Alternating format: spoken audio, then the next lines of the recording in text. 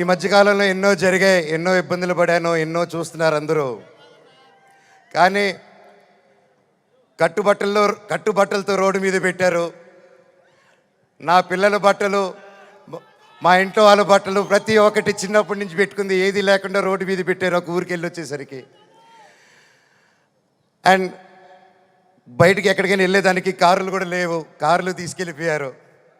కానీ అన్న నాకేమైంది తెలుసా అన్న, శివుడు ఏ రూపంలో వచ్చాడు తెలుసా అన్న, ఫ్యాన్స్ రూపంలో వచ్చారన్న.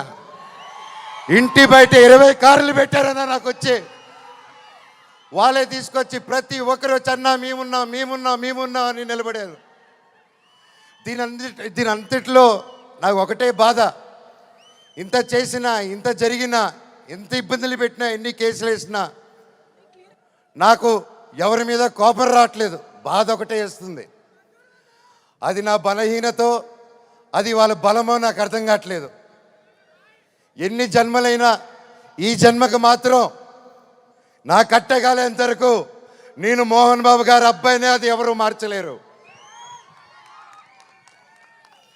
నాకు ఆయన నేర్పించిన క్రమశిక్షణే, ఆయన చిన్నప్పటి నుంచి నన్ను నీతి వైపు నిలబడు, న్యాయ వైపు నూరి పోసి పెంచారు.